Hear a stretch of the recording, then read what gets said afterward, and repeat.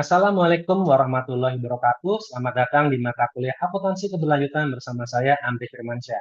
Dalam kesempatan kali ini saya akan mengulas tentang pengelolaan keanekaragaman hayati, emisi dan limbah dalam standar JRI. Setelah mempelajari bagian ini, mahasiswa diharapkan mampu. Yang pertama, menjelaskan penerapan JRI 304, JRI 305, dan JRI 306. Yang kedua, memahami peran pelaporan keberlanjutan dalam pengelolaan habitat, pengurangan emisi, dan pengelolaan limbah. Yang ketiga, menilai kontribusi perusahaan dalam menjaga keseimbangan ekosistem dan mengurangi dampak perubahan iklim. JRI 304 yang berkaitan dengan keanekaragaman hayati memfokuskan pada dampak aktivitas perusahaan terhadap ekosistem, habitat alami, dan spesies rentan. Indikator utamanya terdiri dari 3041, yaitu adalah lokasi dekat kawasan lindung atau habitat penting. 3042, dampak signifikan terhadap keanekaragaman hayati. 3043, habitat yang dilindungi atau direstorasi. 3044, spesies rentan yang terdampak. Tujuan dari JRI 304 adalah melindungi habitat alami, mencegah kerusakan ekosistem, dan mendukung konservasi spesies langka. Contoh implementasi JRI 304 di Pertamina.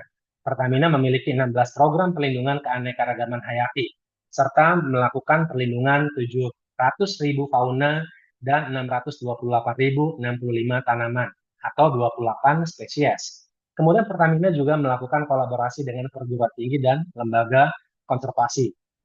Nah, strategi konservasinya yang dilakukan adalah reforestasi, kemudian perlindungan spesies langka, kebijakan nol deforestasi, serta pemulihan habitat.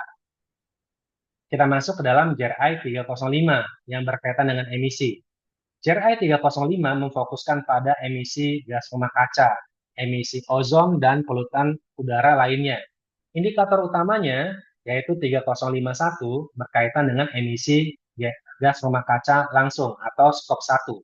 Kemudian 3052 emisi energi tidak langsung atau skop 2. 3053 emisi gas rumah kaca lainnya masuk dalam skop 3.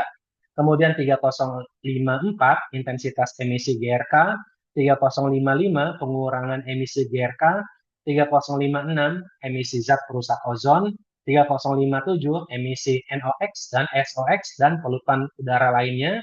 Tujuan dari JRI 305 ini adalah mendukung mitigasi perubahan iklim dan meningkatkan efisiensi energi.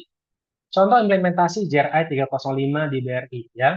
BRI melakukan pengurangan emisi melalui kendaraan listrik dan efisiensi kantor cabang.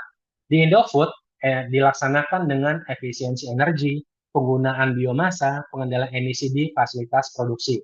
Sementara itu di Pertamina, Pertamina melakukan transisi energi dengan melakukan pengembangan panas bumi dan hidrogen.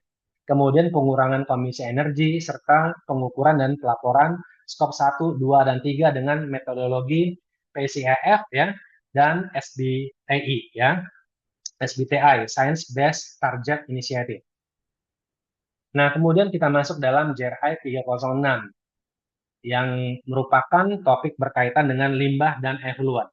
JRI 306 memfokuskan pada pengelolaan limbah padat, limbah berbahaya, air limbah, dan dampak efluent. Indikator utamanya terdiri dari 3061, timbulan limbah dan dampaknya, kemudian 3062, manajemen dampak limbah, 3063, total limbah yang dihasilkan, 3064, limbah yang dialihkan dari pembuangan akhir, 3065, limbah yang dikirim ke pembuangan akhir.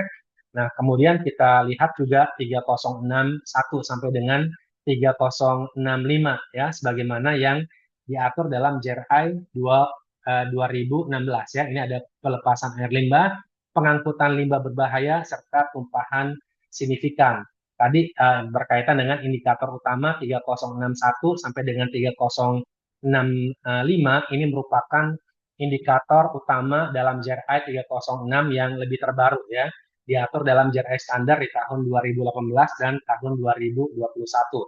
Tujuan dari JRI 306 ini adalah mengurangi limbah, meningkatkan daur ulang, dan menjaga kualitas air lingkungan. Contoh implementasi JRI 306 di Indofood. Indofood melakukan program daur ulang kemasan, kemudian melakukan substitusi material plastik dengan bioplastik atau kertas ramah lingkungan. Sementara itu di Pertamina, perusahaan melakukan pengelolaan limbah B3 sesuai dengan regulasi. Pertamina juga melakukan reinjeksi air limbah ke sumur produksi, pengolahan di IPAL, pemantauan kualitas air, serta penerapan teknologi untuk efisiensi limbah dan pengelolaan effluent.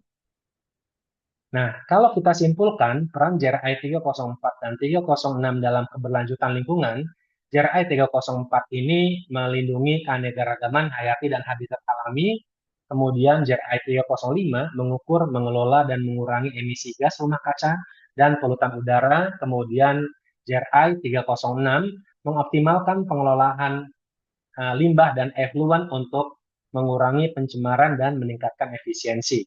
Dan dengan demikian, laporan berbasis JRI ini mendorong perusahaan berkontribusi nyata dalam mitigasi perubahan iklim, perlindungan lingkungan, dan pembangunan berkelanjutan. Demikian saya sampaikan. Terima kasih atas perhatiannya. Saya akhiri. Assalamualaikum warahmatullahi wabarakatuh.